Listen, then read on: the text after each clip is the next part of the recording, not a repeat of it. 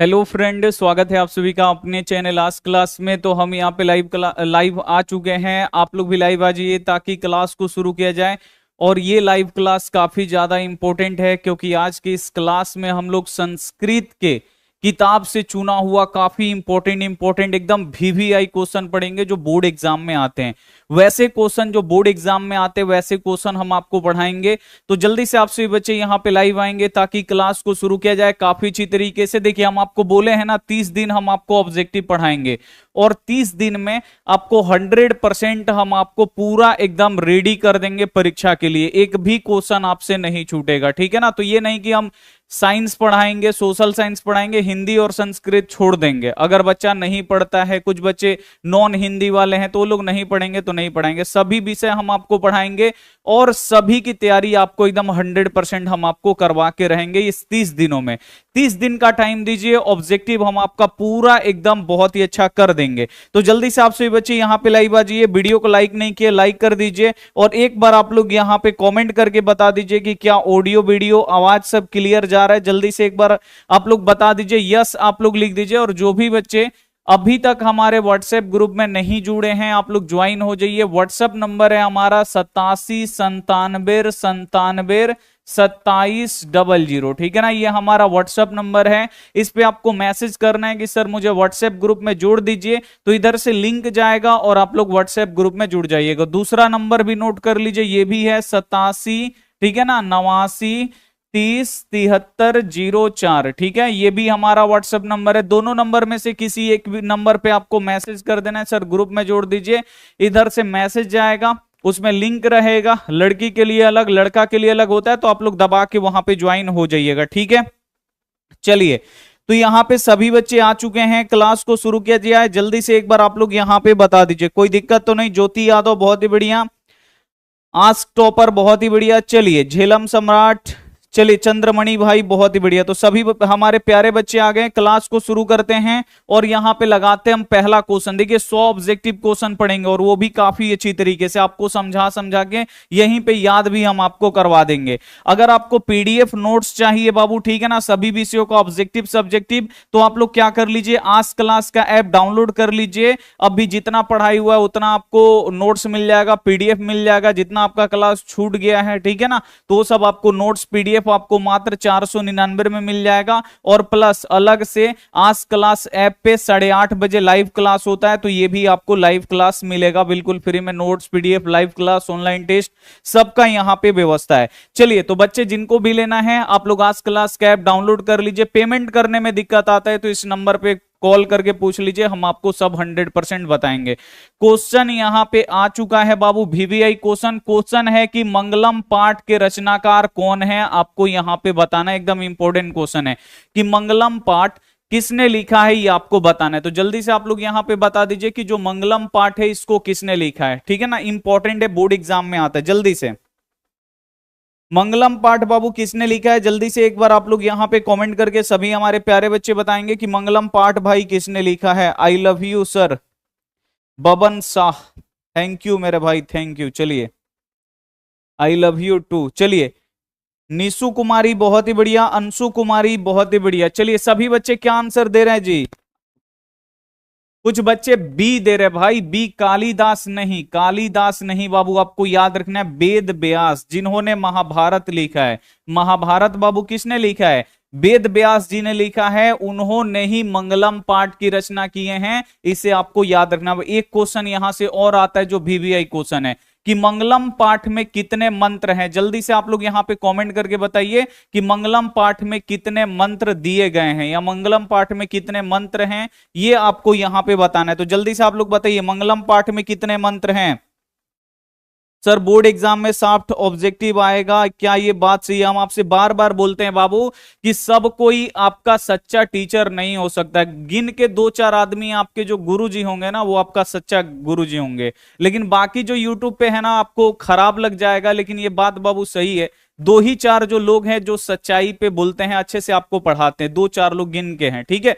लेकिन और जो लोग हैं ना, उनका कारनामा यही है, कभी बोलेगा कि 100 ऑब्जेक्टिव आएगा, कभी बोलेगा 60 ऑब्जेक्टिव आएगा, कभी बोलेगा कि यहाँ पे बोर्ड एग्जाम कैंसिल हो गया, अब नहीं होगा, बच्चा खुश, सब खुश, ठीक है ना। तो ये सब बाबू फेक न्यूज होता है, इस पे आपको भरोसा कभी भी नहीं करना है, ठीक है। अब भी ये कंफ्यूजन आपको बढ़ा दिया जाएगा कि 100 ऑब्जेक्टिव रहेगा कि 60 ऑब्जेक्टिव रहेगा। बाबू हम 100% यहां पे लिख के दे देते हैं, लीजिए।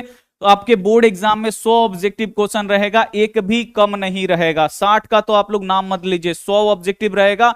अब किसी का भी वीडियो आएगा ना, उस पर कॉमेंट ये करिएगा कि आपका वीडियो फेक है, ठीक है ना। जो भी टीचर ऐसे बोलते हैं या यूट्यूबर जो निकालते हैं कि 100 ऑब्जेक्टिव नहीं रहेगा, अब 60 को ऑब्जेक्टिव रहेगा, 40 को रहेगा, 20 को रहेगा, गलत न्यूज है बाबू, ठीक है। हम कई बार हम आपको बताते हैं कि आप लोग इस भ्रम में ना पड़िए। ऑब्जेक्टिव कितना रहेगा? 100 को रहेगा। किसमें किसमें? मैथ में, संस्कृत में, हिंदी में, इंग्लिश में 100 ऑब्जेक्टिव रहेगा। विज्ञान और सामाजिक विज्ञान में 80 को रहेगा। अब दूसरा देखिए, एक और यहां पे फेक न्यूज आएगा। फेक न्यूज ये होगा, कोई बोलेगा कि घोषणा हो गया 14 फरवरी से आपका एग्जाम है, ठीक है। कोई बोलेगा 17 फरवरी से एग्जाम है, तो इसमें आपको टेंशन काहे लेना है।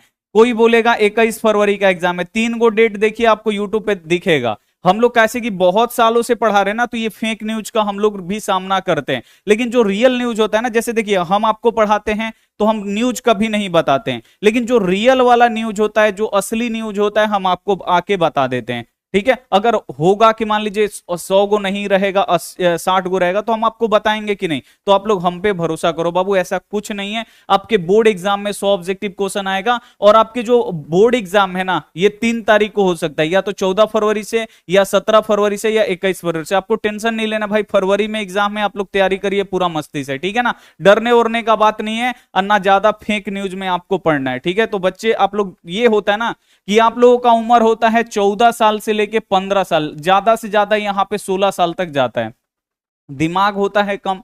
और जो लोग हैं ना, वो व्यू के लिए कुछ भी कर देते हैं, अनाप शनाप कुछ भी लगा के वीडियो एडिट करके डाल देंगे। तो ऐसे पे आपको देखिए, पहले क्वेश्चन में इतना बकवास हो गया, लेकिन ये न्यूज अच्छा है। हम आपको बताए, जो हम आपको बताए पालन करिएगा। चलिए अब हम आपको पढ़ाई करते हैं। मंगलम पाठ में टोटल कितने मंत्र हैं? तो मंगलम पाठ में टोटल 5 मंत्र हैं। और जो मंगलम पाठ में मंत्र हैं, ये पद के रूप में है कि गद के रूप में है, ये भी क्वेश्चन आता है। तो आपको याद रखना है कि जो मंगलम पाठ में जो मंत्र हैं, ये पद के रूप में है, इसे आपको याद रखना है। किस रूप में है? पद के रूप में है, इसे आपको याद रखना है। गंगा देवी का समय क्या है? बोर्ड एग्जाम में आता है। संस्कृत साहित्य लेखिका का ये क्या है बाबू? क्वेश्चन है। और जो गंगा देवी है बाबू, ये, चलिए थोड़ा सा यहाँ पे नेटवर्क का इशू हो गया था, कोई दिक्कत नहीं है। अब हम यहाँ पे कंटिन्यू करते हैं, ठीक है ना। थोड़ा सा यहाँ पे नेटवर्क का इशू हो गया था। गंगा देवी का समय क्या है, ये आपसे पूछा जा रहा है, ठीक है। तो गंगा देवी का जो समय है ना, ये कब का है बाबू? तो आपको याद रखना है 14वीं सदी। इनका समय क्या था बाबू? 14वीं सदी की थी, ये आपको याद रखना है। ए वाला जो ऑप्शन होगा 100% यहाँ पे राइट आंसर हो जाएगा, ठीक है। नेक्स्ट क्वेश्चन आप लोग देखिए यहाँ पे कि आर्य समाज की स्थापना किस नगर में किया। अब आपको बताना है कि आर्य समाज की स्थापना किस नगर में किया गया या किस नगर में हुआ। तो आर्य समाज की स्थापना बाबू किस नगर में हुआ था? तो आपको याद रखना है कि आर्य समाज की जो स्थापना है, ये मुंबई में किया गया था। कब किया गया था, ये भी बोर्ड एग्जाम में आता है। तो 1875 में किया गया था। आर्य समाज की स्थापना बाबू किसने किया था? तो स्वामी दयानंद सरस्वती ने किया था, इसे आपको याद रखना है। किसने किया था? तो स्वामी दयानंद सरस्वती ने किया था, इसे आपको 100% याद रखना है। डेली एक बार बफरिंग हो रहा है क्लास में, ठीक है ना, शुरू में ही हो जा रहा है। या तो तार में प्रॉब्लम है, नहीं तो कंप्लेन करना पड़ेगा, ठीक है ना। चलिए कोई दिक्कत नहीं है, हो जाता है कभी कभी, उससे घबराने की बात नहीं है। मुसीबत आता है, लेकिन मुसीबत को क्या करना चाहिए? उसको पार करना चाहिए, ठीक है ना। चलिए नेक्स्ट यहां पे हम लोगों का जो क्वेश्चन है, आर्य, देखिए कितना क्वेश्चन आता है। पहला तो आता है आर्य समाज की स्थापना किस नगर में हुआ। तो आर्य समाज की स्थापना मुंबई में हुआ, ठीक है, बोर्ड एग्जाम में आता है। आर्य समाज की स्थापना कब हुआ मुंबई में? तो आपको याद रखना है 1875 में हुआ। आर्य समाज की स्थापना किसने किया? तो स्वामी दयानंद सरस्वती, जिन्होंने नारा दिया था वेदों की ओर लौटो, इन्होंने किया था। इसे आपको 100% याद रखना है, ठीक है। नेक्स्ट क्वेश्चन आप लोग देखिए, उपनिषद के रचनाकार कौन है, ये आपको बताना है। कि जो उपनिषद है, इनके रचनाकार कौन है, ये आपको बताना है। जल्दी से आप लोग यहां पे बता दीजिए। जल्दी से आप लोग यहाँ पे बता दीजिए कि उपनिषद के रचनाकार कौन है। तो उपनिषद के भी रचनाकार कौन है, तो आपको याद रखना है वेद व्यास जी ही हैं, ठीक है ना। बोर्ड एग्जाम में ये भी आता है कि उपनिषद किसने लिखा है, तो उपनिषद भी कौन लिखे हैं बाबू, वेद व्यास जी लिखे हैं। जो मंगलम पाठ लिखे हैं ना, वही उपनिषद भी लिखे हैं, इसे आपको याद रखना है। अगला क्वेश्चन है कि समाज की गाड़ी किससे चलती है। अब यहां पे जो ये संस्कृत का क्वेश्चन है आपसे पूछ रहा है कि समाज की गाड़ी कैसे चलती है, यानी समाज का जो विकास है, समाज कैसे आगे बढ़ता है। तो स्त्री पुरुष, समाज को बढ़ाने में स्त्री और पुरुष दोनों का योगदान होता है, इसे आपको याद रखना है। तो समाज की गाड़ी किससे चलती है, तो पुरुष और नारी, ठीक है ना, दोनों का नाम होना चाहिए, इसे आपको याद रखना है, ठीक है। यहां पे बी वाला जो ऑप्शन होगा 100% सही हो जाएगा कि जो समाज की गाड़ी है ये किससे चलती है, तो आपको याद रखना है पुरुष और नारियों से चलता है। 100% यहां पे आपको याद रखना है। नेक्स्ट क्वेश्चन है कि आर्य समाज की स्थापना किस वर्ष हुआ। देख रहे हैं, अभी बताया कि आर्य समाज की स्थापना कहां पे हुआ था, तो आर्य समाज की स्थापना मुंबई में हुआ था।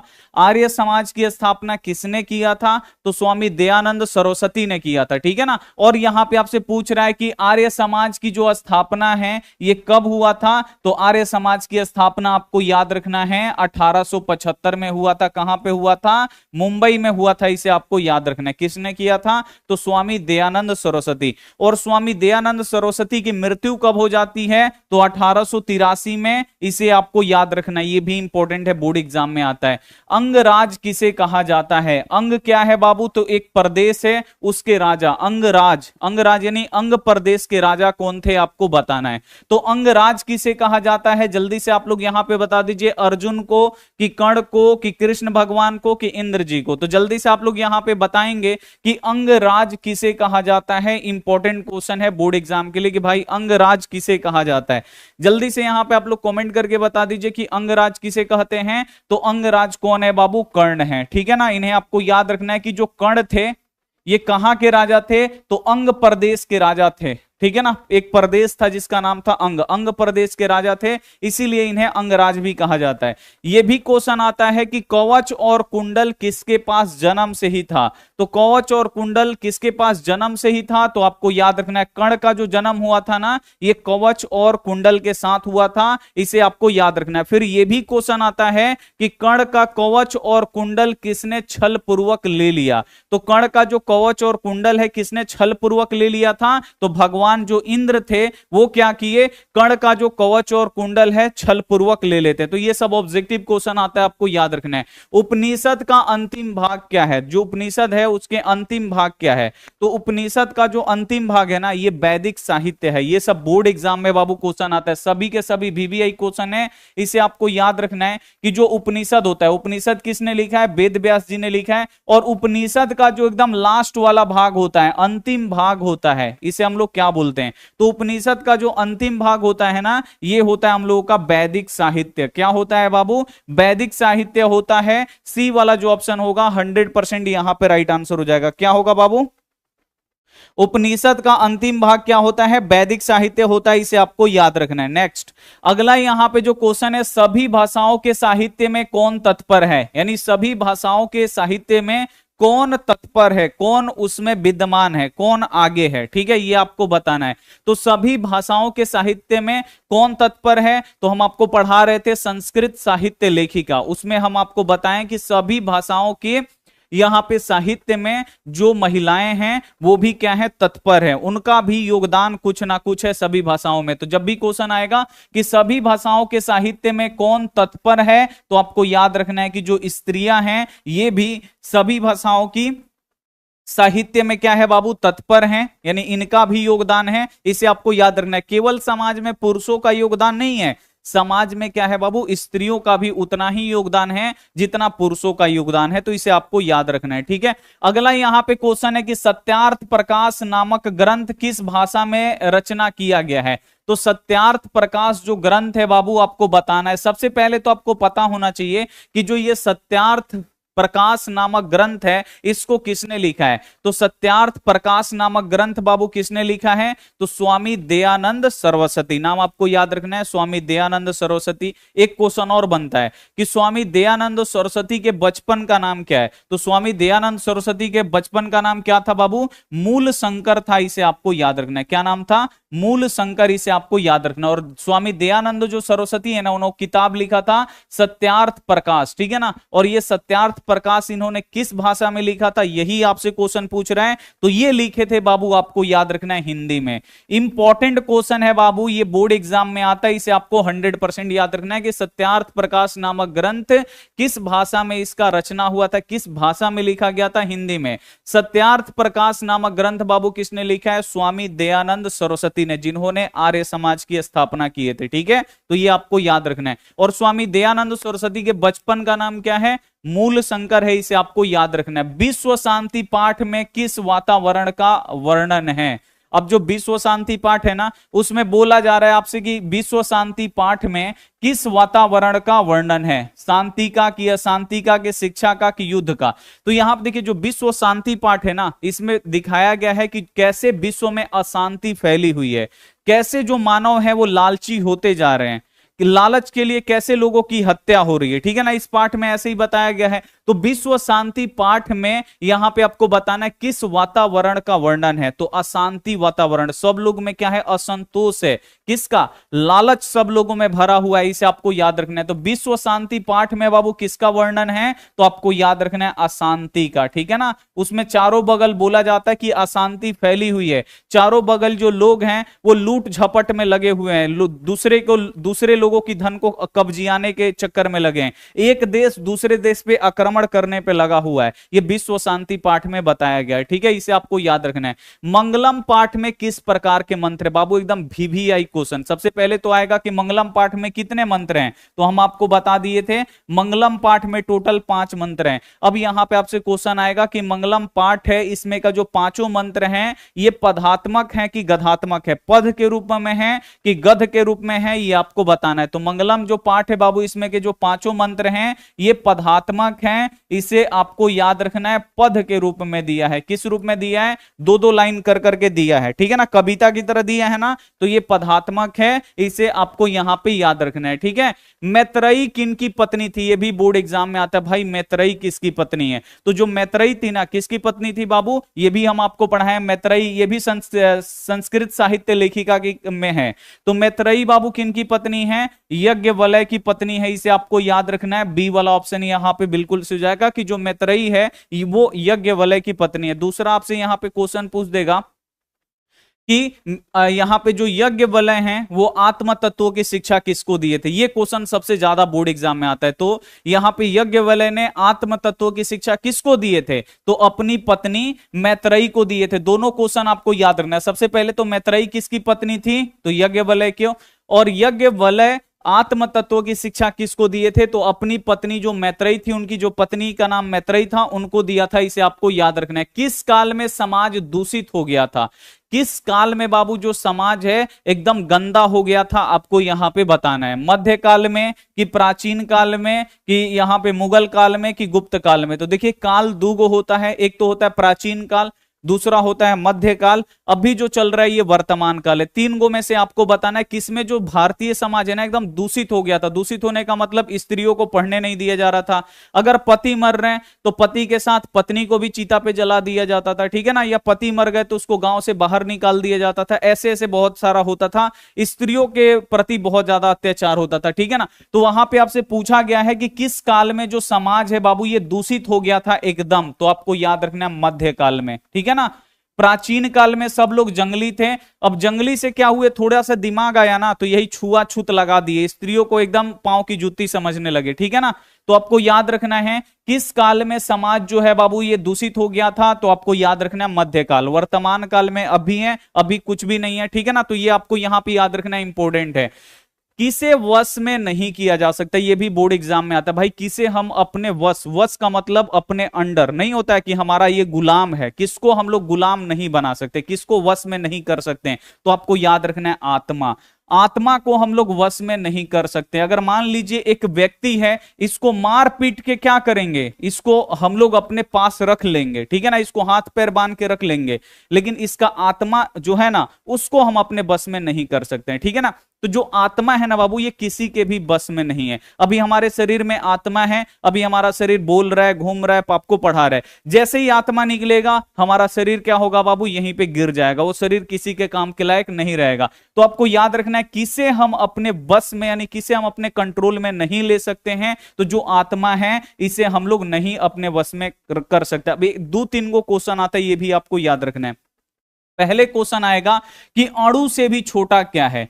ये बोर्ड एग्जाम में बाबू आता है, आपको याद रखना है कि अणु से भी छोटा क्या है। तो अणु से भी छोटा क्या है, अणु जानते हैं ना कितना छोटा रहता है, ये आंख से दिखाई भी नहीं देता है। अणु से भी छोटा कौन है, आत्मा है, इसे आपको याद रखना है। दूसरा आपसे क्वेश्चन पूछेगा सूक्ष्म से भी सूक्ष्म कौन है। तो सूक्ष्म से भी सूक्ष्म यानी छोटा से भी छोटा कौन है, तो छोटा से भी छोटा कौन है, आत्मा है। तीसरा आपसे क्वेश्चन पूछेगा कि जो आत्मा है वो कहां विद्यमान रहता है, यानी आत्मा कहां रहता है। तो आत्मा कहां रहता है, प्राणियों के हृदय रूपी गुफा में। इसमें बताया गया है कि जो मानव का हृदय है, जो दिल है, उसमें क्या होती है, आत्मा विद्यमान रहती है। तो ये भी बोर्ड एग्जाम में आता है कि जो आत्मा है ये कहां पे रहती है। तो आत्मा कहां पे रहती है, प्राणियों के हृदय रूपी गुफा। हृदय बोला जाता है जो ये धड़कता है ना, वही देखिए यहां पे धड़कता है ना, यही हृदय रूपी गुफा में जो आत्मा है वो रहती है, इसे आपको याद रखना है। तो इतना क्वेश्चन आपको याद रखना है। श्याम वर्ण कौन थी, ये भी कौन सा पार्ट का है, तो आपको याद रखना है संस्कृत साहित्य लेखिका श्याम वर्ण। श्याम वर्ण का मतलब क्या होता है, सांवली रंग की। सांवली रंग की बाबू कौन थी, इसमें से आपको बताना है कि सांवली रंग की कौन थी। तो सांवली रंग की कौन थी बाबू, श्याम वर्ण की, तो आपको याद रखना है विजयांका। जो विजयांका थी ना, ये सांवली कलर की थी, इसे आपको याद रखना है। बी वाला ऑप्शन यहां पे बिल्कुल सही जाएगा। दूसरा यहीं से क्वेश्चन आता है कि सर्व शुक्ला सरस्वती किसे कहा गया है। तो सरस्वती शुक्ला बाबू किसे कहा गया है, तो आपको याद रखना है विजयांका। इनके पास ये सांवली कलर की, आजकल की लड़की जो सांवली हो जाती है ना, वो घर से नहीं निकलती है, लेकिन जो विजयांका थी ये सांवली कलर की होते हुए भी ये बाबू बहुत ही ज्यादा विद्वान थी, बहुत ही ज्यादा पढ़ने में तेज थी, ठीक है ना। तो इनको दांडी देखे, कौन देखे, तो दांडी देखे, और दांडी जब इनका पूरा एकदम ज्ञान देखे ना, तो एक एक इनके बात से मुंह निकला सरस्वती शुक्ला। दांडी ने किसे बोला, सरस्वती शुक्ला, तो आपको याद रखना है विजयांका को। तो यहां से क्वेश्चन आता है बाबू, आपको याद रखना है सबसे पहले श्याम वर्ण यानी सांवली कलर की कौन है, तो विजयांका है, ठीक है। दूसरा क्वेश्चन है सरस्वती शुक्ला किसे कहा गया है। तो सरस्वती शुक्ला किसे कहा गया है, विजयांका को। और विजयांका को कोई बोला होगा नहीं जी, सरस्वती शुक्ला किसने बोला, तो आपको याद रखना है दांडी ने बोला। जो दांडी थे वो बोलते हैं विजयांका का जो ज्ञान है वो देख के सरस्वती शुक्ला है ये, ठीक है ना। तो ये आपको याद रखना है, कौन बोले थे, दांडी बोले थे, इसे आपको याद रखना है। यहां पे क्वेश्चन है कि रात्रि जागरण को छोड़कर मूल शंकर कहां गया। अब आपको पता है ना जी मूल शंकर कौन है, मूल शंकर है बाबू स्वामी दयानंद। क्या हुआ था, मैं स्टोरी आपको बताते हैं कि यहां पे जो मूल शंकर थे यानी स्वामी दयानंद के घर जो थे, जो माता पिता थे, ये क्या थे, भगवान शिव के उपासक थे। तो उस दिन महाशिवरात्रि है, ठीक है ना, सबसे बड़ा दिन होता है महाशिवरात्रि। महाशिवरात्रि के दिन क्या होता है कि शंकर जी के मूर्ति के पास यहां पे क्या होता है, प्रसाद रखा जाता है, ठीक है ना। अब प्रसाद क्या करता है ना कि एक चूहा क्या करता है, यहां से प्रसाद लेता है और मूर्ति पे चढ़ जाता है, और वो मूर्ति पे चढ़ के खाने लगता है। अब यहां पे मूल शंकर देखते हैं ना इस मूर्ति को कि मूर्ति के ऊपर चढ़ के चूहा खा रहा है, तो सोचते हैं, उनके मन में यही सवाल आता है कि मूर्ति में भगवान नहीं है, भगवान कहीं और रहते हैं, ठीक है ना। तो ये क्या किए, रात्रि जागरण छोड़ के कहां चले आए, घर चले आए, और घर छोड़ दिए, फिर घर आके रात भर रहे और उसके बाद ये घर छोड़ दिए, ठीक है ना। तो आपको याद रखना है रात्रि जागरण के बाद मूल शंकर कहां गए, तो आपको याद रखना है घर गए। उसके बाद ये अपनी गुरु के तलाश में निकले और अच्छा व्यक्ति बन गए, ठीक है ना। इसे आपको याद रखना, लोगों को जागरूक करने लगे। तो रात्रि जागरण को छोड़कर मूल शंकर कहां गए, बोर्ड एग्जाम में आता है। तो रात्रि जागरण को छोड़कर मूल शंकर कहां गए, घर गए। दूसरा क्वेश्चन आएगा कि प्रसाद कौन खा रहा था। तो प्रसाद कौन खा रहा था, तो चूहा, ठीक है, इसे आपको याद रखना है। अशांति रूपी सागर के किनारे कौन है, अशांति रूपी सागर के किनारे कौन है, तो पूरा संसार है, पूरा विश्व जो है ये अशांति रूपी सागर के किनारे बसा हुआ है, ठीक है। यानी पल भर में ये क्या हो जाएगा, इसका विनाश हो जाएगा। तो जब भी क्वेश्चन आएगा कि अशांति रूपी सागर के किनारे कौन है, तो सभी देशों में, पूरा संसार में अशांति फैला हुआ है। अब ये नहीं कि ये देश सही है इसमें अशांति नहीं है, हर जगह बाबू अशांति फैला हुआ है, ठीक है ना। तो अशांति रूपी सागर के किनारे कौन है, तो आपको याद रखना जो पूरा संसार है ना, ये पूरा जो संसार है सब में अशांति फैला हुआ है, वही बोल रहा है अशांति रूपी सागर के किनारे कौन है, तो पूरा संसार है। नेक्स्ट क्वेश्चन है कि मंगलम पाठ कहां से संकलित है, यानी मंगलम जो पाठ है ये कहां से लिया गया, इंपॉर्टेंट क्वेश्चन। तो मंगलम पाठ जो है बाबू ये कहां से लिया गया था, तो मंगलम पाठ उपनिषद से लिया गया था, इसे आपको याद रखना है। इसीलिए पूछा था ना कि उपनिषद के लेखक कौन है, वेद व्यास हैं, और उपनिषद से ही बाबू क्या लिया गया है, मंगलम पाठ लिया गया है। तो मंगलम पाठ के भी लेखक कौन हुए, वेद व्यास जी ही हुए, इसे आपको याद रखना है। तो जब भी क्वेश्चन आएगा कि मंगलम जो पाठ है ये कहां से लिया गया है, तो ये उपनिषद से लिया गया। उपनिषद के लेखक कौन है, वेद व्यास, और मंगलम पाठ के भी लेखक कौन है, वेद व्यास है। सर्वसती शुक्ला किसने कहा, देखिए क्वेश्चन आ गया ना, एकदम वीवीआई क्वेश्चन है बोर्ड एग्जाम के लिए कि सर्वसती शुक्ला किसने कहा, कौन बाबू बोला सरस्वती शुक्ला, ठीक है ना। तो सरस्वती शुक्ला बाबू कौन बोले थे, तो आपको याद रखना है दांडी बोले थे। ये वीवीआई क्वेश्चन है, इसे आपको याद रखना है कि सरस्वती शुक्ला किसने बोला है, दांडी ने बोला है। दांडी ने बाबू सरस्वती शुक्ला किसको कहा, तो दांडी सरस्वती शुक्ला किसे बोलते हैं, तो विजयांका को बोलते हैं, जो श्याम वर्ण की थी, जो सांवली कलर की थी, इसे आपको याद रखना है। तो क्वेश्चन आता है कि सरस्वती शुक्ला किसने कहा, तो दांडी ने कहा। दांडी ने सरस्वती शुक्ला किसको कहा, तो विजयांका को कहा। तो ये क्वेश्चन आता है, इसे आपको 100% याद रखना है। नेक्स्ट क्वेश्चन है किसकी स्थापना 1875 में हुआ, ब्रह्म समाज का, कि आर्य समाज का, कि मंदिर का, कि ग्राम यानी गांव का। अब यहां पे आपको बताना है कि किसकी स्थापना 1875 ईस्वी में हुआ। तो किसका स्थापना बाबू 1875 में हुआ था, कई बार हम आपको बताए हैं बाबू। अभी आर्य जो समाज है ना, इसका स्थापना कब हुआ था, 1875 में हुआ था। बाबू पूछेगा कि किसने किया था, तो स्वामी दयानंद सरस्वती जी ने किया था। अगला क्वेश्चन, अशांति रूपी सागर के किनारे कौन है, तो जो पूरा संसार है बाबू, यानी पूरा दुनिया है, वो शांति रूपी सागर के किनारे है। महान से भी महान क्या है, देखिए बोर्ड एग्जाम में आता है भाई, महान से भी महान क्या है, सूक्ष्म से भी सूक्ष्म क्या है, अणु से भी छोटा क्या है, ये सब क्वेश्चन बोर्ड एग्जाम में आता है। तो महान से भी महान क्या है, तो महान से भी महान कौन है बाबू, आत्मा है, इसे आपको याद रखना है। क्योंकि आत्मा अगर शरीर के अंदर है तो हमारा शरीर काम कर रहा है, आत्मा निकल जाएगा शरीर काम करना बंद कर देगा, ठीक है ना। तो क्वेश्चन आता है कि महान से भी महान क्या है, तो महान से भी महान कौन है, तो महान से भी महान आत्मा है। सूक्ष्म से भी सूक्ष्म कौन है, आत्मा है। अणु से भी छोटा कौन है, आत्मा है, इसे आपको याद रखना। और आत्मा को वश में नहीं किया जा सकता।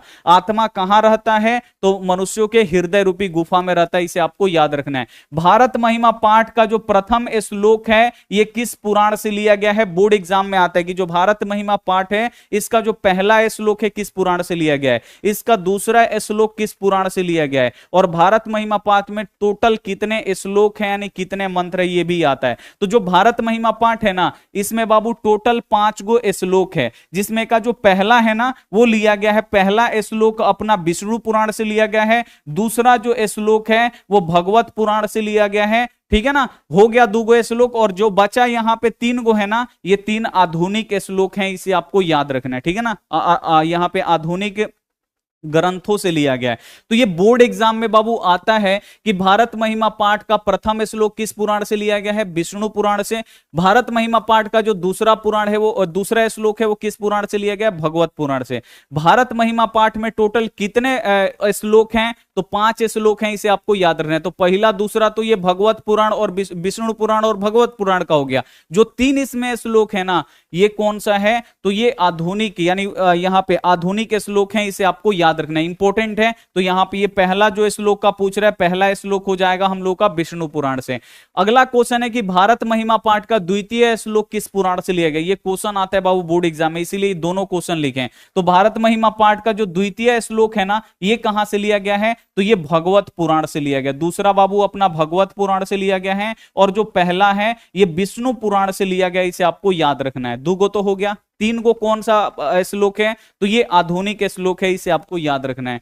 अगला क्वेश्चन है भारत भूमि पर जन्म लेने वाला का किससे तुलना किया जाता है, यानी जो भारत भूमि यानी अपने भारत भूमि में जिनका जन्म होता है इसकी तुलना किससे किया जाता है। तो भारत भूमि पे जो लोग जन्म लेते हैं ना, पाठ में लिखा गया है उसकी तुलना हम लोग देवता से करते हैं, इसे आपको याद रखना। और भारत पे जो जन्म लेते हैं वो किनकी सेवा करने योग्य बन जाते हैं, तो भगवान हरि की सेवा करने के योग्य बन जाते हैं, इसे आपको याद रखना है। तो भारत भूमि पे जन्म लेने वाली किसकी तुलना, भारत भूमि पर जन्म लेने वाले लोगों की तुलना किससे की गई है, तो देवता से। यानी यहां पे जो लोग जन्म लेते हैं ना वो देवता से कम नहीं है, ठीक है ना। और ये भी क्वेश्चन आता है, देवतागण कहां जन्म लेने के लिए तरसते हैं, तो बार बार कहां पे जन्म लेना चाहते हैं, तो देवतागण कहां जन्म लेना चाहते हैं, तो भारत भूमि पे। देवतागण किसकी गीत गाते हैं, तो भारत के। तो ये सब बोर्ड एग्जाम में आता है बाबू, आपको याद रखना है। सूक्ष्म से भी सूक्ष्म कौन है, अब आपसे पूछ रहा है सूक्ष्म से भी सूक्ष्म कौन है, यानी छोटा से भी छोटा कौन है, तो अभी हम आपको बताएं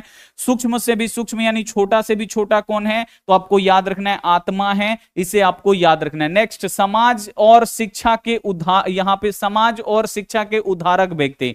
जानते हैं ना मध्यकाल में क्या हो गया था, स्त्रियों की जो मतलब हालत थी ये अत्यंत दयनीय हो गई थी, लोग पढ़ने नहीं दे रहे थे, शादी ब्याह मतलब छोटे अवस्था में बाल विवाह कर दे रहे थे, अगर उसका पति मर गया तो चिता पे जला दीजिए उसको, ठीक है ना, बहुत ज्यादा हुआ था।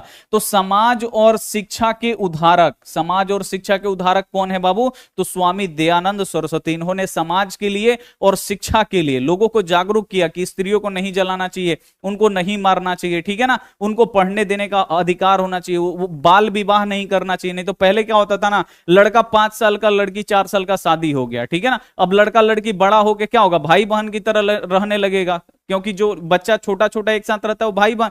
अब ये क्या होता था ना, शादी टूट जाता था, ठीक है ना, आगे शादी क्या होता था, टूट जाता था, ठीक है। तो ये बाल विवाह बहुत ही खतरनाक था, जिंदगी बर्बाद हो जाता था। तो बाल विवाह भी बाबू क्या हुआ, रोका गया, इसे आपको याद रखना है। किसके द्वारा, तो वही स्वामी दयानंद सरस्वती, इसे आपको याद रखना है। बी वाला जो ऑप्शन बिल्कुल सही जाएगा, ये हम लोगों के समाज के लिए बहुत कुछ किए हैं, ठीक है ना, जिनका नाम मूल शंकर है। अशांति के कितने कारण हैं, तो जो पूरे विश्व में बाबू अशांति है ना, ये 2 कारण से फैला हुआ है। पहला द्वेष और दूसरा असहिष्णुता। द्वेष का मतलब होता है बाबू यहां पे जलन होता है, द्वेष यानी क्या होता है, दुश्मनी, किसी से भी दुश्मनी। असहिष्णुता यानी क्या होता है कि मतलब ऐसे नहीं होता, हवस, हवस जिसे बोलते पैसा का भूख, लालची आदमी, वही यहां पे होता है। अशांति के 2 कारण होता है, द्वेष यानी जलन, दुश्मनी, पहले से तो ये होता है लोगों में झगड़ा। दूसरा क्या होता है, असहिष्णुता, यानी उसको कितना भी धन दे दीजिए उसका पेट नहीं भरेगा, ठीक है ना, उसको और चाहिए। और ऐसे लोगों में होता है, कोई अगर मान लीजिए 500 कमा रहे ना, वो सोचेगा कि 700 कमाएंगे ना तो अच्छा से एकदम खुशहाल रहेंगे। और कोई 1000 डेली कमाता है ना, वो बोलेगा क्या कि अगर हम 2000 कमाने लगे ना तो बहुत अच्छा से रहने लगेंगे। अब क्या होगा कि जो 500 वाला 700 कमाने लगेगा ना, बोलेगा कि और कुछ करेंगे ना तो 1000 कमाने लगेंगे, भले दूसरा का भले लाइफ बर्बाद कर दो लेकिन पैसा आना चाहिए, ठीक है ना। तो ये सब क्या है बाबू, अशांति के ये कारण है। अशांति के 2 कारण होते हैं, द्वेष, लड़ाई झगड़ा, ईर्ष्या, और दूसरा असहिष्णुता यानी लालच, हवस, इसे आपको याद रखना है। तो अशांति के कितने कारण हैं, तो अशांति के 2 कारण है। कौन कौन, ये भी पूछता है, तो द्वेष और असहिष्णुता, इसे आपको याद रखना है। भारत भूमि का गान कौन करते हैं, भारत भूमि का गान का मतलब यानी गीत कौन गाते हैं, भारत भूमि की गान कौन करते हैं, भारत भूमि की बड़ाई कौन करते हैं। गीत गाना का मतलब क्या होना, बड़ाई करना, ठीक है ना, ये मुहावरा टाइप का है। तो भारत भूमि का गान कौन करते हैं यानी बड़ाई कौन करते हैं, तो भारत भूमि की बड़ाई कौन करते हैं, तो देवता गण करते हैं, इसे आपको याद रखना है, ठीक है ना। ये भी क्वेश्चन आता है कि भारत भूमि की गीत कौन गाते हैं, तो भारत भूमि के बाबू गीत कौन गाते। गीत गाना का मतलब ये नहीं कि लगे गीत गाने, ये गीत गाना का मतलब यहां पे क्या होता है, बड़ाई करना, ठीक है ना, बड़ाई करना।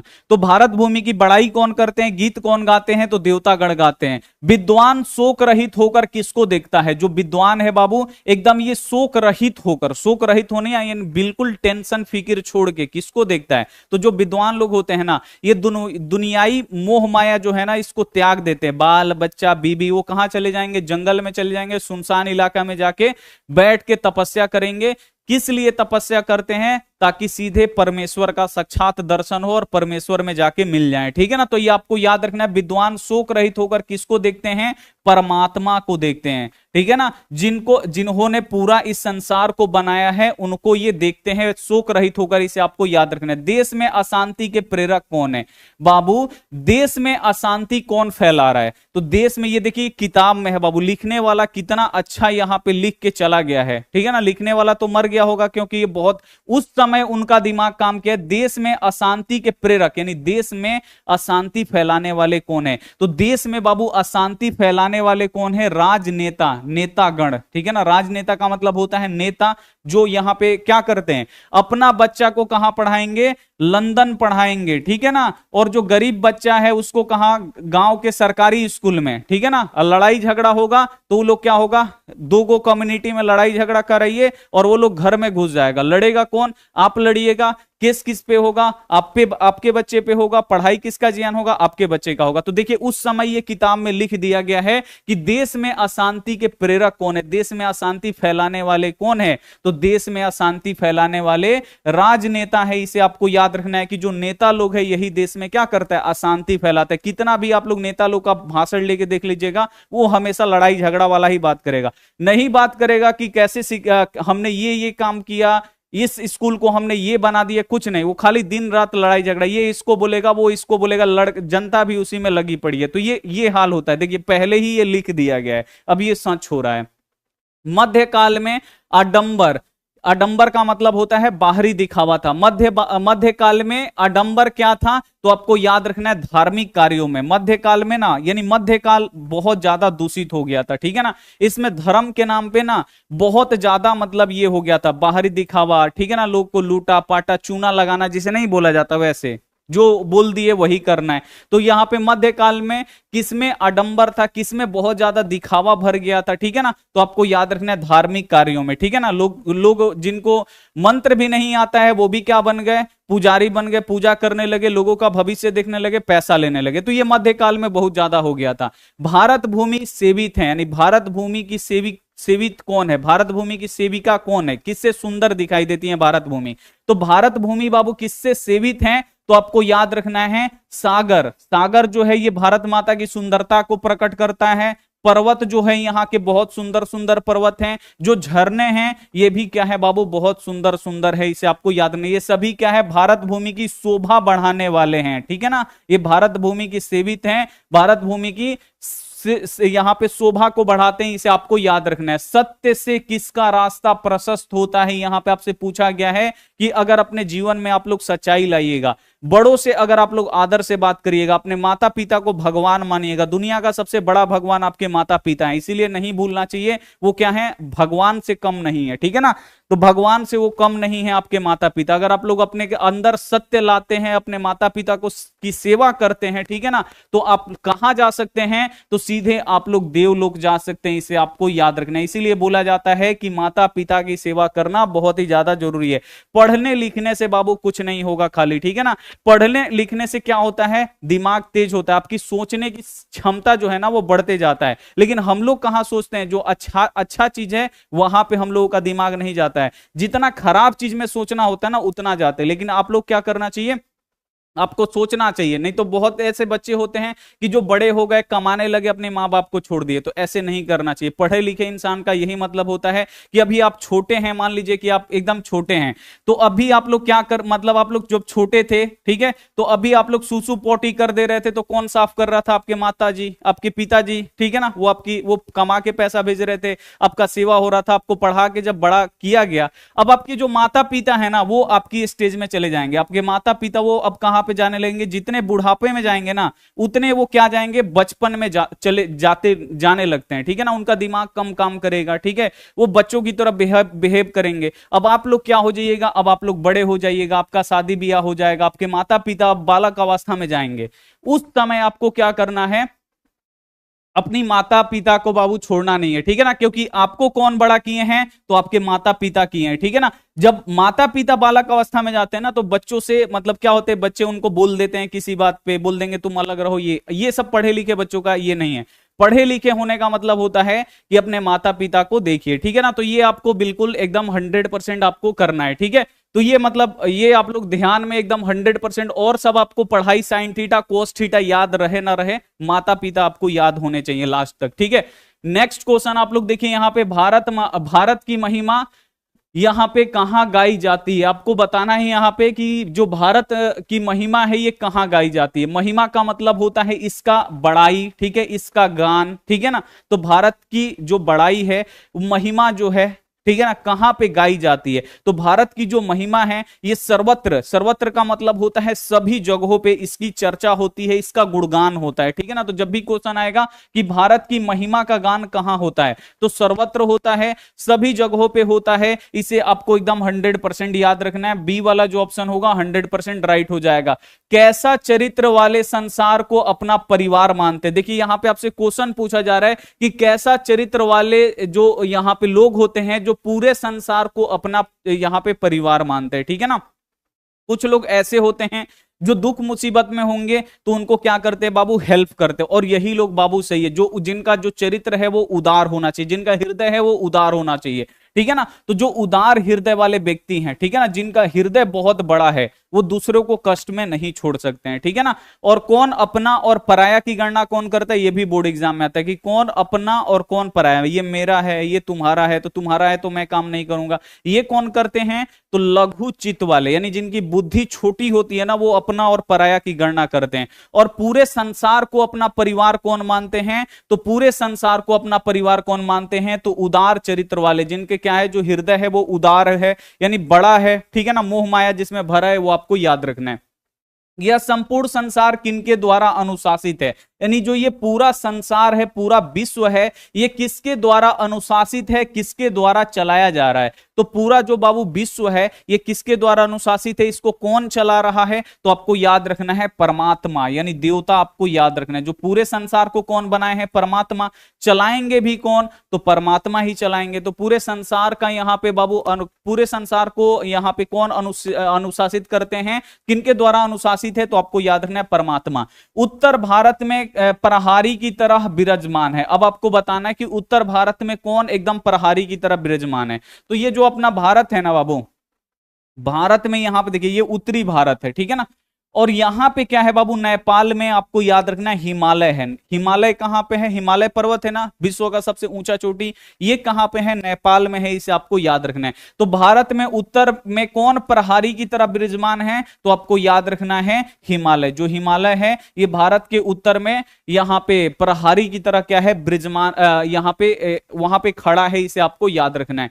बैर से बैर का समन क्या है, देखिए ये बोर्ड एग्जाम में आता है कि बैर से बैर का समन, बैर का मतलब होता है लड़ाई झगड़ा। अगर लड़ाई झगड़ा को लड़ाई झगड़ा से खत्म करने जाइएगा तो ये क्या है, असंभव है। असंभव का मतलब क्या होता है, ये कभी खत्म नहीं होगा। और ये वाक्य कौन बोले थे, तो भगवान बुद्ध बोले थे। भगवान बुद्ध बोलते हैं बैर से बैर समनम असंभव, यानी अगर झगड़ा को आप लोग झगड़ा से खत्म करने जाइएगा तो ये कभी भी खत्म नहीं होगा बल्कि और फैलेगा, ठीक है ना। तो ये क्वेश्चन है बैर, बैर का मतलब होता है लड़ाई झगड़ा। लड़ाई झगड़ा को अगर लड़ाई झगड़ा से समन करिएगा, समझौता करिएगा, ये क्या है, असंभव हो जाता है, ये कभी भी खत्म नहीं होगा, असंभव होगा। जो बैर है यानी जो लड़ाई झगड़ा है उसको हम लोग प्रेम से ही खत्म कर सकते हैं, ठीक है ना, ये आपको याद रखना है। अगला क्वेश्चन है किसकी साख देश विदेशों में है, बोर्ड एग्जाम में आता है कि किसकी साख। साख का मतलब होता है ब्रांच, इंग्लिश में बोला जाता है ब्रांच।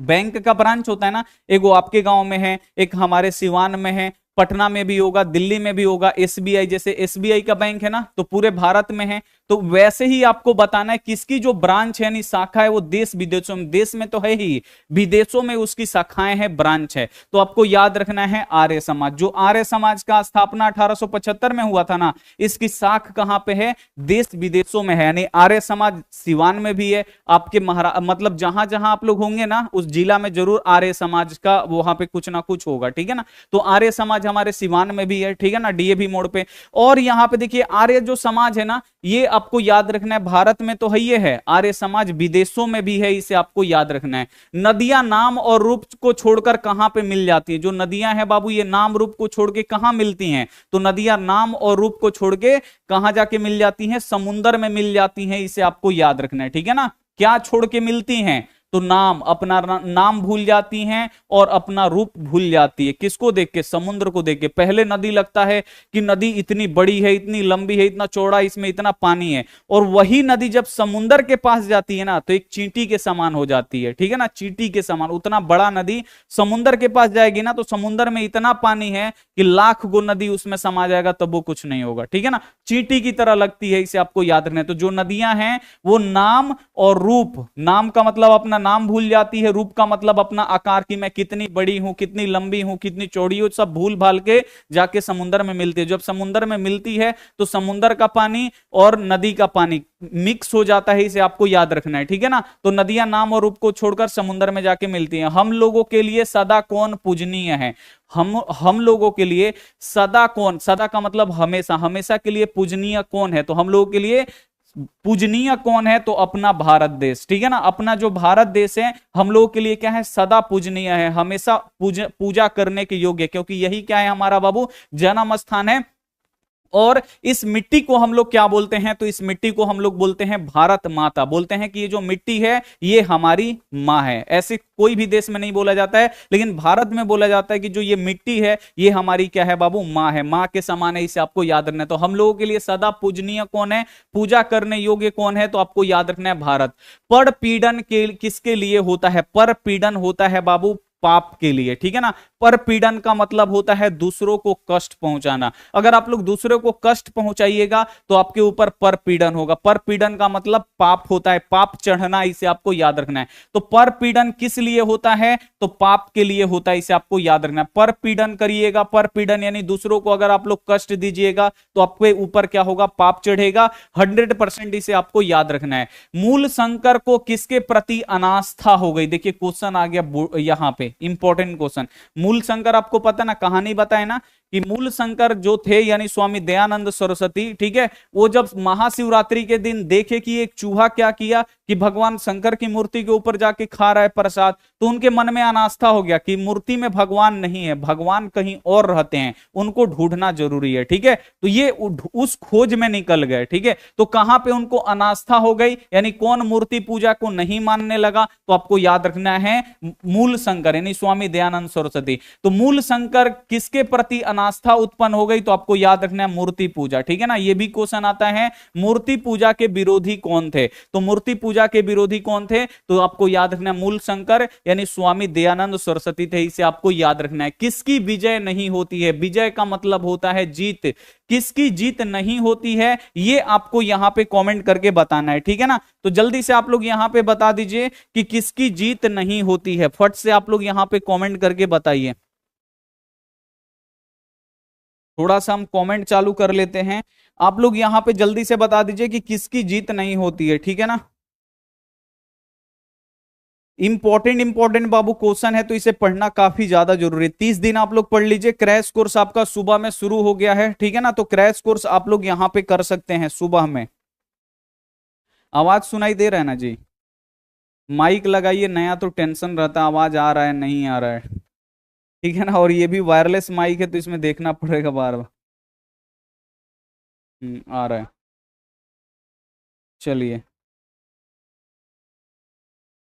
चलिए नेक्स्ट अगला यहां पे जो क्वेश्चन है, किसकी विजय नहीं होती है बाबू? किसकी जीत नहीं होती है? तो किसकी जीत नहीं होती है? तो देखिए जो सत्य है ना इसकी हमेशा जय होती है। जय का मतलब जीत होता है। किसकी जय नहीं होती है? तो जो असत्य है यानी जो झूठ है ये कभी भी नहीं जीतता है, इसे आपको याद रखना है। फिल्म में भी आप लोग देखते होंगे जो हीरो की माता होती है वो बोलती है कि सत्य की हमेशा जीत होती है, ठीक है ना। तो ये आपको याद रखना है, ये किताबों में भी लिखा गया है कि सत्य की ही हमेशा क्या होती है?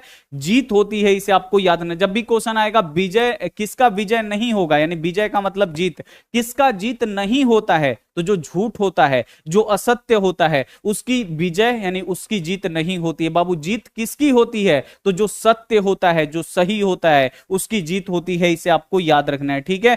नेक्स्ट क्वेश्चन पे चलते हैं। अगला क्वेश्चन है देवतागण क्या गाते हैं? अब यहां पे आपसे पूछा जा रहा है कि जो देवतागण है यानी जो भगवान लोग हैं वो क्या गा रहे हैं? तो भगवान क्या गा रहे हैं? गीत गा रहे हैं, इसे आपको याद रखना है। गीत गाना का मतलब बड़ाई करना यहां पे है, इसे आपको याद रखना है। देवतागण क्या गा रहे हैं? गीत गा रहे हैं।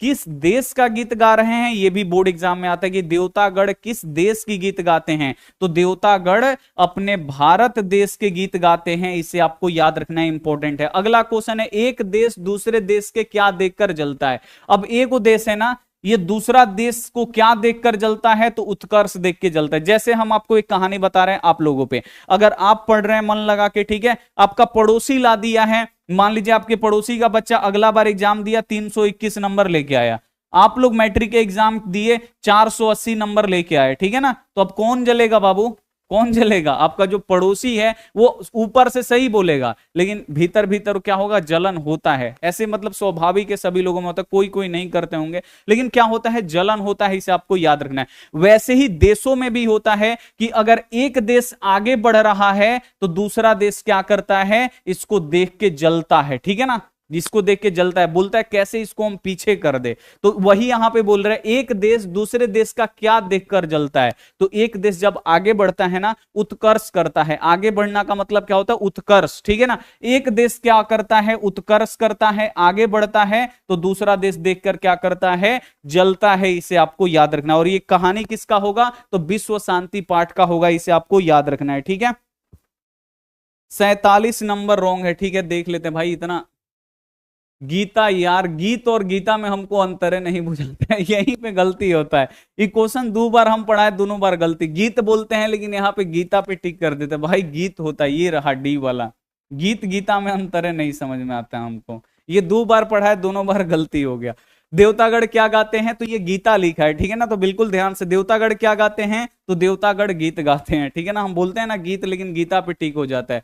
कौन प्रसाद खा रहा था, देखिए फिर वही क्वेश्चन भाई, प्रसाद शंकर जी के मूर्ति पे कौन चढ़ के खा रहा था, तो चूहा खा रहा था। इसे आपको याद रखना है, कौन खा रहा था, चूहा खा रहा था। ए वाला जो ऑप्शन है 100% यहां पे राइट हो जाएगा। किनकी महिमा का गायन हुआ है, किनकी महिमा का हम लोग गान करते हैं, किनकी महिमा का गान करते हैं, तो आपको याद रखना है परमात्मा, परमात्मा की महिमा का गान हम लोग करते हैं। इसका आपको याद रखना है, ठीक है। अगला क्वेश्चन है, भारत में जन्म लेने वाला किसका सेवा करता है, जो भारत भूमि पे जन्म लेता है वो किसकी सेवा करने योग्य बन जाता है, तो हम आपको पढ़ाए हैं ना, भारत माता। तो भारत भूमि पर जो जन्म लेता है बाबू, वो भगवान श्री हरि, भगवान हरि की सेवा के में, भगवान हरि की सेवा के योग्य बन जाता है। इसे आपको याद रखना। और भारत भूमि पे जो जन्म लेते हैं वो देवतागढ़ से उनका तुलना किया जाता है। इसे आपको याद रखना है। बैर, यहां पे देखिए लिखा गया है बैरण, बैरण बैरस्य समन असंभव, यहां पे देखिए वही लिखा गया। बोल रहा है यह किसकी युक्ति है, ये किसने कहा था, वैरण्य बैरस्य समन असंभव, यानी बैर से बैर का समन, अगर बैर को बैर से खत्म करने जाइएगा तो ये असंभव है, ये कभी खत्म नहीं होगा। कौन बोले थे, तो भगवान बुद्ध बोले थे। जान लीजिए वो कब के हैं, ईसा पूर्व में उनका जन्म हुआ था, ठीक है ना। तो वो उस समय ये जानते थे, आपको याद रखना है, क्योंकि ये भगवान थे, भगवान बुद्ध है, इन्हें आपको याद रखना है, ठीक है ना, जिन्होंने बौद्ध धर्म का स्थापना किया है। तो क्वेश्चन है बैरण, यहाँ पे बैरण, यहाँ पे बैरस से समन असंभव, यानी बैर से बैर का समन क्या होता है बाबू, असंभव होता है। अगर झगड़ा को झगड़ा से खत्म करने जाइएगा ये खत्म नहीं होगा। ये किसने कहा था, तो भगवान बुद्ध ने कहा था। इसे आपको याद रखना है। अगला क्वेश्चन है, स्वामी दयानंद का जन्म किस ग्राम में हुआ था, यानी जो स्वामी दयानंद थे उनका जन्म कहां पे हुआ था, तो आपको याद रखना है गुजरात में, ठीक है ना। गुजरात राज्य है, उनका राज्य का नाम क्या है, तो गुजरात है। इसे आपको याद रखना है। और इनके ग्राम, ग्राम का मतलब गांव का पूछा है, गांव का नाम क्या है, तो आपको याद रखना है टंकारा नामक ग्राम में। किस गांव में हुआ था बाबू, टंकारा नामक गांव में। इनका गांव का नाम याद रखना है, बोर्ड एग्जाम में आता है। गुजरात राज्य है और इनका गांव का नाम है टंकारा नामक ग्राम, ठीक है ना। इसे आपको याद रखना है। सबसे बड़ा खजाना क्या है, अब यहां पे आपसे पूछ रहा है सबसे बड़ा खजाना आपके पास क्या है, धन है, दौलत है, विद्या है कि क्या है, तो आपके पास सबसे बड़ा खजाना क्या है बाबू, विद्या है। धन सबसे बड़ा खजाना नहीं होता है। धन खत्म हो जाएगा तो विद्या की सहायता से दोबारा धन हासिल कर लीजिएगा, लेकिन अगर विद्या नहीं है तो आप लोग धन इकट्ठा करने में बहुत ज्यादा मुश्किल हो जाएगा, ठीक है ना। इसीलिए अगर किसी से भी पूछिएगा ना क्या करना चाहिए? तो सबसे पहले आपसे बोलेगा कि मन लगा के पढ़ाई करना चाहिए। पढ़ लीजिएगा तो बहुत पैसा कमाइएगा, आपके पास ज्ञान होगा, सांसारिक जीवन में आपको पता चलेगा कि किससे कैसे बातें करते हैं, अपने से बड़ों का आदर कैसे करते हैं। ये तो सबसे बड़ा मतलब विद्या से भी सबसे ज्यादा है अपने माता पिता का आदर करना, अपने बड़ों का आदर करना, तो ये सबसे बड़ा होता है। तो सबसे बड़ा खजाना क्या है? तो आपको याद रखना है जो विद्या है बाबू, ये सबसे बड़ा खजाना है। ठीक है, अगला क्वेश्चन है किसके गीत देवता भी गाते हैं, यानी किस देश के गीत देवता गाते हैं? तो अपने भारत देश, आपको याद रखना भारतवर्ष या अपने भारत के जो गीत है ना, ये देवता भी गाते हैं, आपको याद रखना है। देशों के बीच में कौन सा युद्ध चल रहा है? दो देशों के बीच में, अब आपको पता भी होगा, ठीक है ना, एक ये देश है, एक ये देश है। ये देश क्या करेगा? इसको बोलेगा, ठीक है ना, और ये देश क्या करेगा? इसको बोलेगा, ठीक है। और यहाँ के लोगों में पूरा एकदम हू हल्ला मचेगा कि हमारे नेता इतने अच्छे इतने अच्छे। वो लोग एक्चुअली में करते क्या हैं? तो अपने आप को मजबूत करते। ये क्या बोलेगा? इसको बोलेगा, इस देश को, ये वाला देश इसको बोलेगा, ये वाला देश इसको बोलेगा, ये वाला देश इसको बोलते हैं। तो इसे इतिहास में बोला जाता है शीत युद्ध। ठीक है, शीत युद्ध में क्या होता है? डायरेक्ट लड़ाई नहीं होता है, बातों से लड़ाई होता है। ये देश उसको बोलेगा, वो देश इसको बोलेगा, तो ये होता है शीत युद्ध। इसे आपको याद रखना है, ठीक है ना। तो आपको याद रखना है दो देशों के बीच में अभी कौन सा युद्ध चल रहा है? तो अभी आपको याद रखना है शीत युद्ध, ठीक है ना, शीत युद्ध चल रहा है, इसे आपको याद रखना है। यहां पे डी वाला जो ऑप्शन है बिल्कुल सही हो जाएगा। अगला क्वेश्चन है देवता कहां नहीं होते हैं। अब आपसे पूछा जाएगा कि देवता कहां नहीं होते हैं दयानंद सरस्वती के हिसाब से, यानी जो मूल शंकर है ना, मूल शंकर किन्हें बोला जाता है? स्वामी दयानंद सरस्वती। उनको लगता है कि जो भगवान है वो मूर्ति में नहीं होते, भगवान कहीं और होते हैं। तो देवता कहां नहीं होते हैं? तो आपको याद रखना मूर्ति में नहीं होते हैं। ए वाला ऑप्शन बिल्कुल सही हो जाएगा। ईश्वर क्या है बाबू? तो जो ईश्वर है, परमात्मा है, वो क्या है? सत्य है, इसे आपको याद रखना है। मोक्ष प्रदान करने वाली भूमि कौन सी, यानी कहां पे हमें मोक्ष मिलेगा, कहां पे हमें आत्मा की शांति मिलेगा? तो आत्मा की शांति प्रदान करने वाली हमारी मोक्ष भूमि कौन सी है? तो आपको याद रखना है भारत भूमि। जो भारत भूमि है ये मोक्ष प्रदान करने वाली भूमि है, यहां पे आत्मा का तुरंत शांति मिल जाता है। शत्रु राज्य क्या बढ़ा रहे हैं? शत्रु राज्य, राज्य का मतलब यहां पे देश हुआ, यानी शत्रु राज्य होता है ना, ये एक देश हुआ, ये दूसरे देश हुआ। शत्रु राज्य क्या बढ़ाएंगे बाबू? शत्रु राज्य क्या बढ़ाएंगे? कलह बढ़ाएंगे, कलह, ठीक है ना, कलह। ऐसे आपको याद रखना है, कलह का मतलब होता है कलेश, ठीक है ना, यानी लड़ाई झगड़ा। ये इसको, इसके सैनिक को ये मार देगा, इसके सैनिक को ये मार देंगे। ये क्या होगा? जो शत्रु देश होते हैं वो आपस में लड़ते झगड़ते ही रहते हैं, ठीक है ना। तो शत्रु राज्य में क्या बढ़ रहा है? तो शत्रु राज्य में हमेशा कलह बढ़ रहा है। कलह का मतलब होता है लड़ाई झगड़ा, ठीक है ना। तो शत्रु राज्यों में क्या बढ़ रहा है? तो आपको याद रखना है कलह बढ़ रहा है, इसे आपको याद रखना है। स्वामी दयानंद ने किस नगर में आर्य समाज की स्थापना की? देखिए बोर्ड एग्जाम में आ गया कि स्वामी दयानंद ने किस नगर में आर्य समाज की स्थापना किए थे? तो स्वामी दयानंद जो थे ये मुंबई में आर्य समाज की स्थापना किए थे, ठीक है ना, बी वाला ऑप्शन राइट।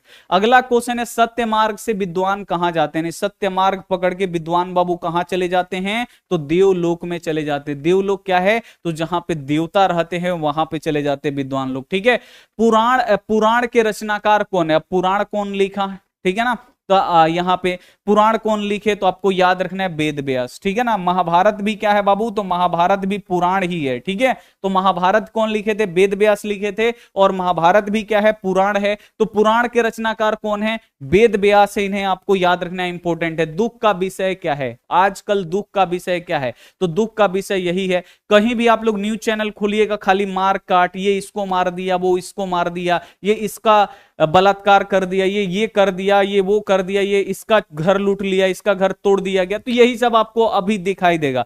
तो यहां पे देखिए दुख का विषय क्या है? तो दुख का विषय क्या है? तो आपको याद रखना है सार्वभौमिक अशांति। क्या है बाबू? सार्वभौमिक अशांति। जो सब जगह क्या फैला हुआ है? अशांति फैला हुआ। मार्केट आप लोग सोचिएगा ना कि मार्केट जाएं, आज घूमने का मन कर रहा, मार्केट जाइए, मन करेगा आपको घूमने के लिए ना, दिमाग अच्छा करने के लिए, उस दिन आप लोग जरूर देखिएगा मार्केट में लड़ाई हो गई, दो आपसे में लड़ लिया, अब दिमाग खराब। नहीं तो जाइएगा तो आपका कुछ कोई छीन के लेके भाग जाएगा, ठीक है ना। तो ये सब क्या है बाबू? अशांति। इसे आपको याद रखना है। तो दुख का विषय क्या है? तो सार्वभौमिक अशांति, यानी सभी जगहों पे जो अशांति फैली हुई है यही क्या है? दुख का बात है, इसे आपको याद रखना है। कौन अपना नाम रूप छोड़कर समुद्र में मिल जाता है?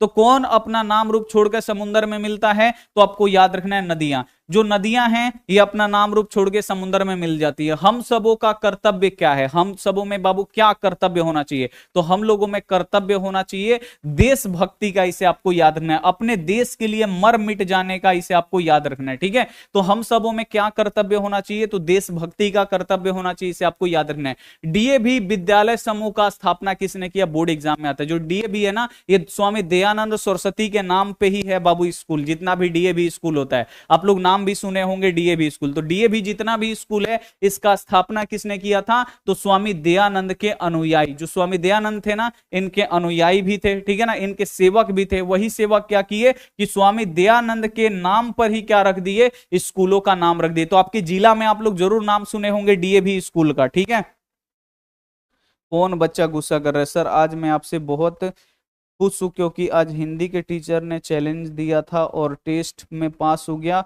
पूरे 50 में 49 नंबर आया। सर आप मेरा कमेंट नहीं देख रहे हैं, बाबू कमेंट नहीं, एकदम पढ़ के एकदम बता दिए। थैंक यू, इसी प्रकार आप मेहनत करिए और बोर्ड एग्जाम में भी टॉप बनिए। ठीक है,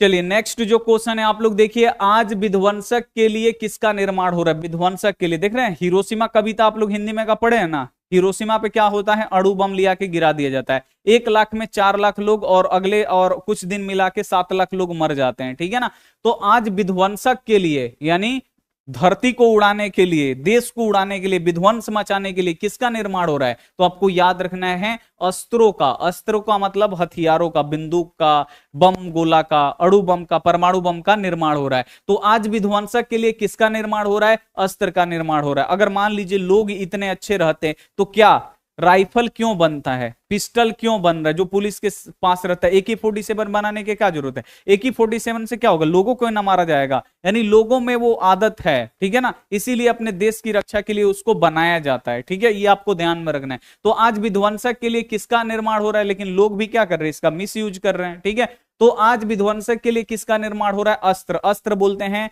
जो हथियार होता है उसको हम लोग बोलते हैं। ठीक है, अगला क्वेश्चन है साधक किसको पार कर जाते, तो जो साधक पुरुष होते हैं ना, ये अपने मृत्यु को ही पार कर लेते हैं। मृत्यु को पार करने का मतलब ये जब तक चाहेंगे जिंदा रहेंगे और जब चाहेंगे तब अपना प्राण त्याग देंगे। ठीक है ना, तो जो साधक होते हैं वो किसको पार कर जाते हैं जी, तो साधक अपने मृत्यु को ही पार कर लेते हैं। ठीक है ना, इतना वो लोग परमात्मा को याद कर लेते हैं, तपस्या कर लेते हैं कि उनको यहाँ पे वरदान मिल जाता है कि जब तक आप जीवित हैं, जब तक आप जीना चाहते हैं इस धरती पे जिए और आइए हम लोगों के पास आइएगा तो देवलोक में रहिएगा। ठीक है ना, तो साधक किसको पार कर जाते हैं, तो मृत्यु को ही पार कर जाते हैं, इसे आपको याद रखना है। यहाँ के लोग किस भाव से रहते हैं, जो अपना भारत भूमि है, भारत भूमि पे जो लोग हैं ना वो किस भाव से रहते हैं, तो आपको याद रखना है एकत्व के भाव से। एकत्व के भाव से मतलब एकता के भाव से, आपस में मिलजुल के रहते हैं, इसे आपको याद रखना है। तो यहाँ के लोग किस भाव से रहते हैं, एकता के भाव से रहते हैं। हिंदू मुस्लिम बड़ा जाति छोटा जाति सब लोग एकता के भाव से रहते हैं। ठीक है,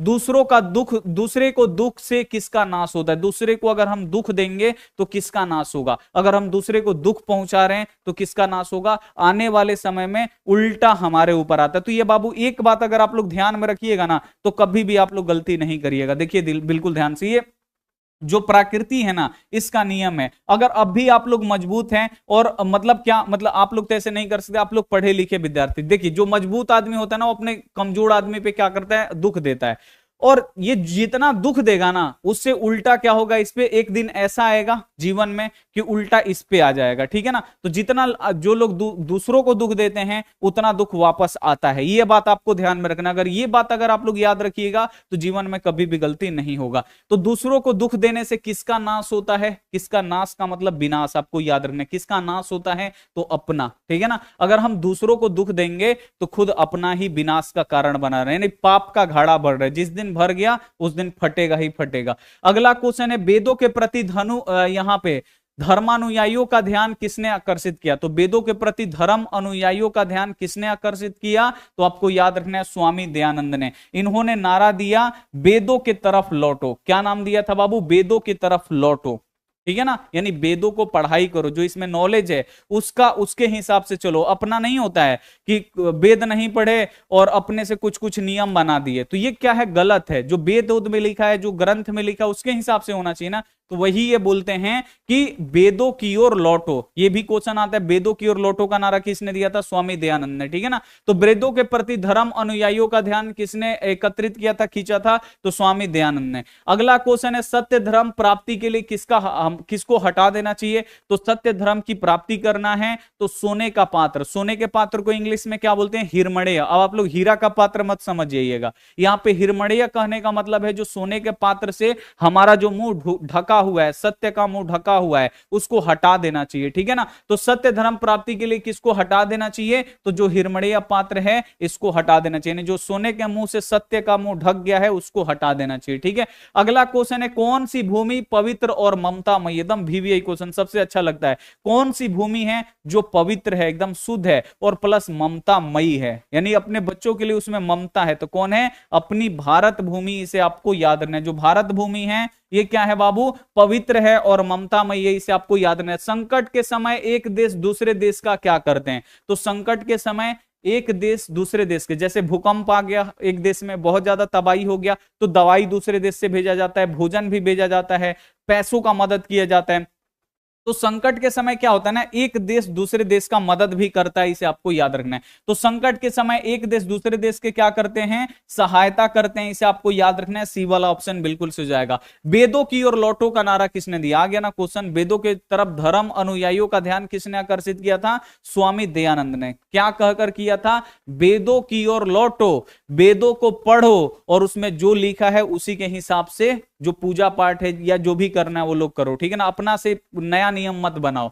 तो वेदों की ओर लौटो का नारा किसने दिया था? तो वेदों की ओर लौटो का नारा किसने दिया था? तो स्वामी दयानंद ने दिया था, इसे आपको याद रखना है, इंपॉर्टेंट है। अगला क्वेश्चन है, प्राणी के हृदय रूपी गुफा में कौन बंद है? अभी हम आपको बताया प्राणी का जो ये हृदय होता है इसमें कौन बाबू बंद है? तो आपको याद रखना है आत्मा। जिस दिन ये गुफा खुला, आत्मा निकला, उस दिन जो शरीर है वो ठंडा पड़ जाएगा, ठीक है ना। तो प्राणी के हृदय रूपी गुफा में कौन विद्यमान है? तो आपको याद रखना है आत्मा। आत्मा कहां पर रहता है? तो प्राणी यानी मनुष्य जो है उनके हृदय रूपी गुफा में, ठीक है ना।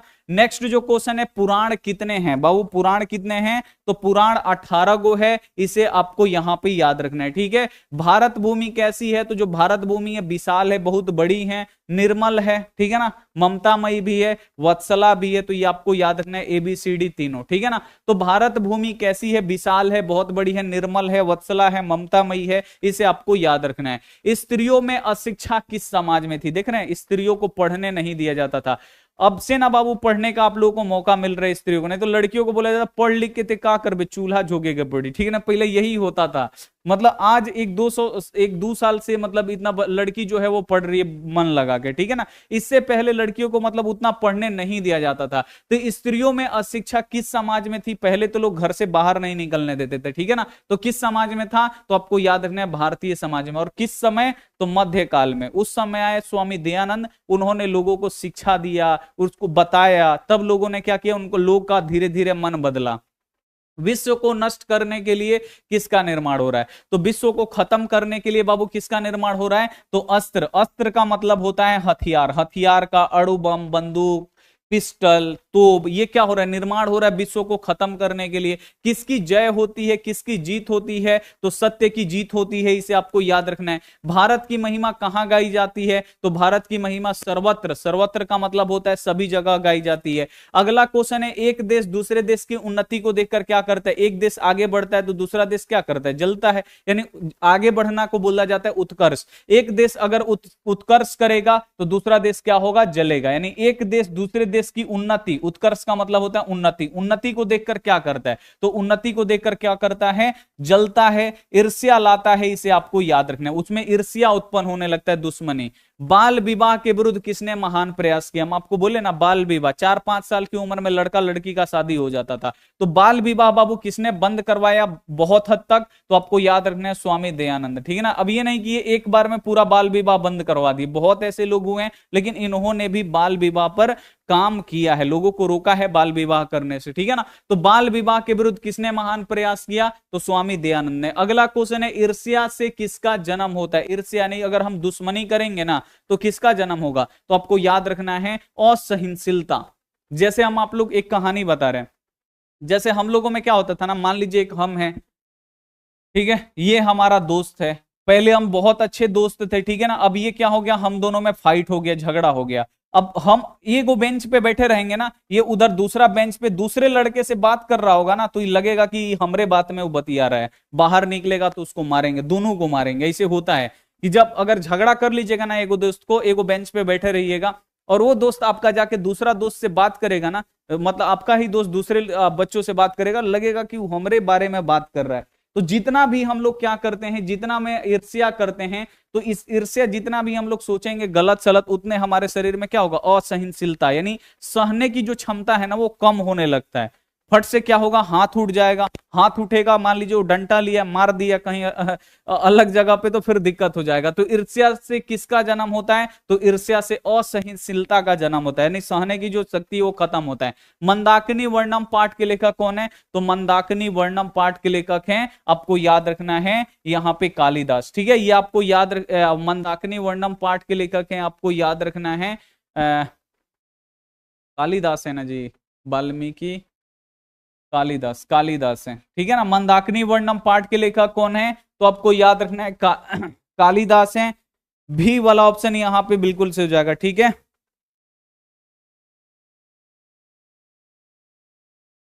शुभम यादव 0.5, चलिए नॉन हिंदी गुरुजी, बाबू नॉन हिंदी पढ़ाने वाले थे ना, तो दिक्कत हो गया ये कि क्वेश्चन, मतलब हम देखिए, हम कोई भी अमाट बमाट आपको नहीं पढ़ा देंगे। जो बोर्ड एग्जाम में है, क्वेश्चन बैंक से कुछ क्वेश्चन लिया जाता है, गाइड से कुछ क्वेश्चन लिया जाता है, कुछ अपना मन से, तो उसको दे दिए हैं बना लेके, बन जाएगा तो हम आपको बाबू नेक्स्ट संडे से एक भी क्लास आपका मिक्स नहीं होगा। हम तो बोल दिए थे कि क्रैश कोर्स स्टार्ट हो गया, हमको याद नहीं था, नहीं तो आज से बोलते क्रैश कोर्स को स्टार्ट करने के लिए, ठीक है। तो ऐसे आपको कोई भी दिक्कत नहीं लेना है, ठीक है। एमडी सकीन, बहुत ही बढ़िया। यहां पे चलिए नेक्स्ट अगला जो क्वेश्चन है कि जगत गौरव कौन है, जगत का गौरव कौन है, जल्दी से बताइए कौन सा देश जगत गौरव है।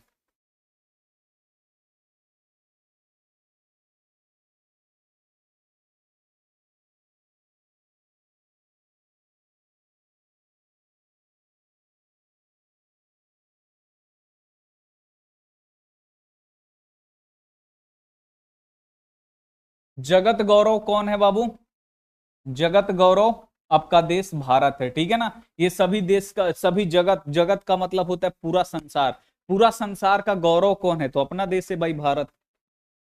विद्वान अपना नाम छोड़कर किस में मिल जाता है, जो विद्वान है वो अपना नाम छोड़ के किस में मिल जाता है, जैसे नदी अपना नाम और रूप को छोड़ के समुद्र में मिल जाती है, वैसे ही जो विद्वान है अपना नाम छोड़कर किस में मिल जाते हैं, परमात्मा में मिल जाते हैं। इसे आपको याद रखना है। संस्कार प्रायः कितने प्रकार के होते हैं, सबसे पहले आपको जानना होगा संस्कार कितने होते हैं, 16। इन 16 संस्कार को कितने भागों में बांटा गया है, 5 भागों में बांटा गया है, इसे आपको याद रखना है। 16 संस्कार को कितने भागों में बांटा गया है, तो आपको याद रखना है 5 भागों में बांटा गया। वही बोल रहा है कि संस्कार प्रायः, संस्कार के कितने भाग होते हैं या कितने प्रकार के होते हैं, तो संस्कार 5 प्रकार के होते हैं। पहला होता है जन्म पूर्व संस्कार, दूसरा होता है शैशव संस्कार यानी बचपन का संस्कार, तीसरा होता है शिक्षा संस्कार, चौथा होता है विवाह संस्कार, पांचवा होता है अंत्येष्टि संस्कार यानी जब हम लोग मर जाते हैं तब वो होता है, ठीक है ना। ये आपको याद रखना है। संस्कार प्राय कितने भाग, कितने प्रकार होते हैं, 5 प्रकार के। अगला संस्कार कितने होते हैं, अब आपसे पूछ रहा है भाई कि संस्कार कितने होते हैं, तो संस्कार जो होते हैं ये 16 होते हैं और इन 16 संस्कार को 5 भागों में बांटा गया है। अगला क्वेश्चन है जन्म पूर्व संस्कार कितने होते हैं, जन्म के पहले कै गो संस्कार होता है, तो जन्म से पहले बाबू कै गो संस्कार होता है, तो जन्म के पहले जब हम लोग माँ के पेट में रहते हैं ना तो 3 गो संस्कार हो जाता है, तो जन्म से पूर्व यानी जन्म पूर्व संस्कार कितने होते हैं, 3। बी वाला जो ऑप्शन है बिल्कुल राइट होगा। ऋषि लोग देवतागढ़ की प्राप्ति के लिए किस मार्ग को अपनाते हैं, यानी जो ऋषि मुनि लोग होते हैं वो देवलोक जाने के लिए किस मार्ग को अपनाते हैं, तो देवलोक का रास्ता किससे खुलता है, सत्य से, तो सत्य मार्ग को अपनाते हैं, ठीक है ना। बी वाला राइट हो जाएगा। शैशव संस्कार कितने होते हैं, शैशव संस्कार ये आपको बोलेगा बचपन का संस्कार कितना होता है, तो शैशव संस्कार या बचपन का संस्कार कितना होता है, तो बचपन का जो संस्कार होता है ना ये 6 गो होता है। डी वाला ऑप्शन यहां पे बिल्कुल हो जाएगा। और जन्म पूर्व संस्कार कितने होते हैं, तो 3 गो होते हैं और बचपन का संस्कार होता है 6 गो। अगला क्वेश्चन है शिक्षा संस्कार कितने होते हैं, तो देखिए शैशव संस्कार 3 गो, यहां पे हम आपको लिख देते हैं। शैशव संस्कार कितना होता है, 3 गो। बचपन का जो संस्कार होता है, एक सेकंड, ये जन्म पूर्व है ना जी, जन्म पूर्व संस्कार कितने होते हैं? 3। बचपन यानी शैशव संस्कार कितने होते हैं? 6 गो। शिक्षा संस्कार कितना होता है? तो शिक्षा संस्कार 5 गो। विवाह संस्कार कितना होता है?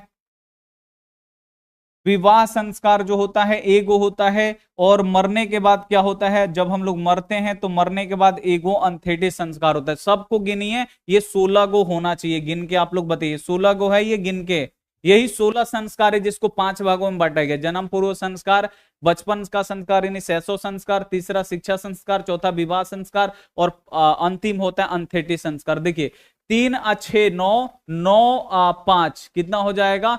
14 14 एगो 15 और एगो कितना 16। 16 को संस्कार होता है ना, तो 16 को इसी में बांटा गया है। बोल रहे हैं शिक्षा संस्कार कितना होता है? तो शिक्षा वाला संस्कार कितना है? 5 गो। यहां पे लगा दीजिए 5 डी वाला।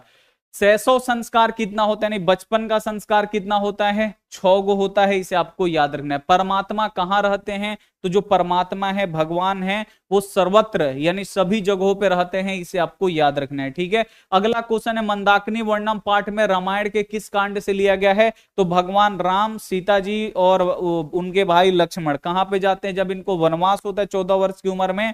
तो ये जंगल में होते हुए चित्रकूट पहुंच जाते हैं, ठीक है ना। वहीं पे आपको याद रखना है मंदाकिनी वर्णम पाठ। तो ये रामायण के किस कांड से है? तो आपको याद रखना है अयोध्या कांड से है। इसे आपको याद रखना है, ठीक है ना। अयोध्या से ये लोग कहां जाते हैं? वनवास में।